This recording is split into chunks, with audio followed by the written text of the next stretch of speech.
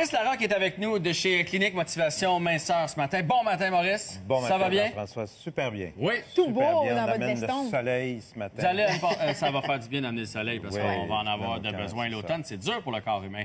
C'est vrai, tout à fait. Tout à fait. Dur pour le moral. On a lancé l'appel à notre public la semaine dernière. Si vous aviez des questions pour Maurice, c'était le temps de les poser. On en a reçu une, Alex. Oui, effectivement, ça vient de Joël Basque. Elle dit, j'ai une petite question pour vous. Je viens de perdre mon emploi. Je n'ai rien vu venir, ce qui m'a donné un grand coup.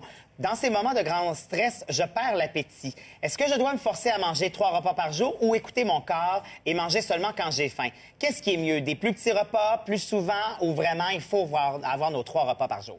C'est une question intéressante. Oui, tout à parce que, fait. je veux dire, c'est d'actualité. Beaucoup de gens sont anxieux et certains, malheureusement, perdent leur emploi.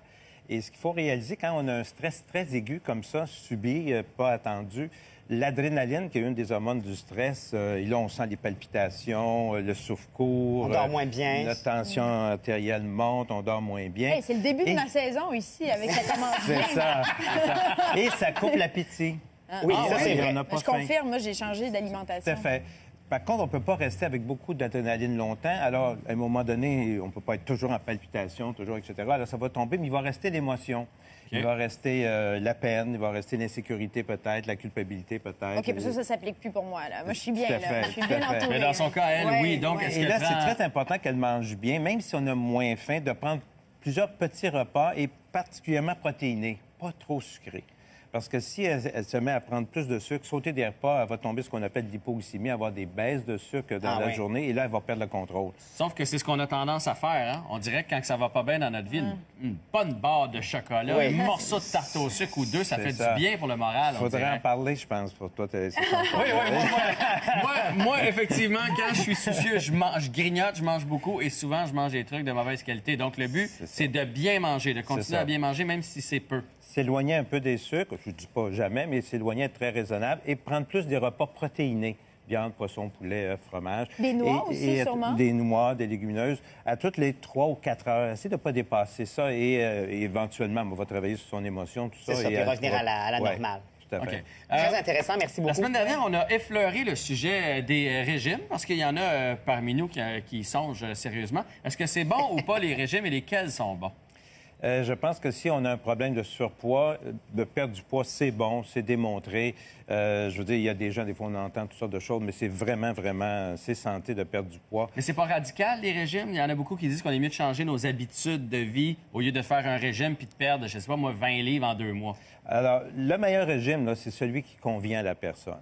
Alors, il y a des gens qui aiment perdre plus rapidement, d'autres qui aiment perdre plus lentement. Je pense qu'il faut que ça nous colle à la peau. Nous, on sait par expérience dans nos recherches, et en France et au Canada, que où il y a des pertes de poids plus rapides, avec un changement plus rapide des habitudes et un suivi régulier, il y a une perte de poids, par exemple, sur 9 mois, alors que les gens qui font l'inverse, perte de poids lente, un changement lent des habitudes, supposément, certains nutritionnistes vont nous dire qu'il faut faire mieux, ça, ouais. avec un suivi moins fréquent, mettons qu'hebdomadaire.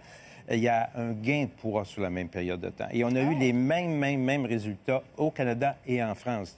Alors, c'était fait sur plusieurs milliers de patients. Alors, ça démontre la force de ça. Donc, la perte de poids plus rapide, effectivement, pour une majorité. Mais l'important, c'est le régime qui nous convient. Puis souvent aussi, quand on commence un régime ou du moins qu'on change nos habitudes de vie, il y a une perte de poids qui se fait rapide. Puis après ça, il y a comme un espèce de plateau où on stagne. Et c'est là qu'il ne faut pas lâcher, en fait. Tout à fait.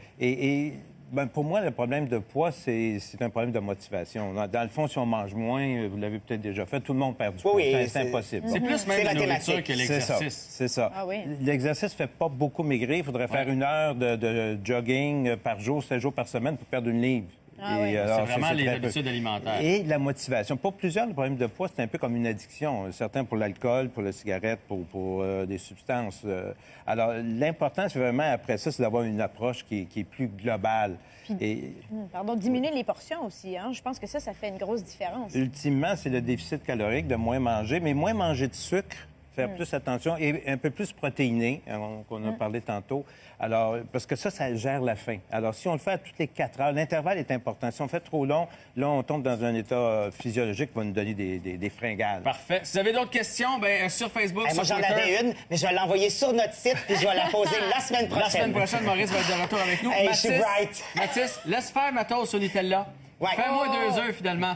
Faut que je mange plus protéiné. C'est bien Il ça, va j'ai prendre compris. du poisson sur sa Absolument, toast. absolument. Ouais, un petit peu de saumon fumé Ouais. sur mon Il y bagel a, aussi, ça va il y être a des noix fantastique. dans le Nutella.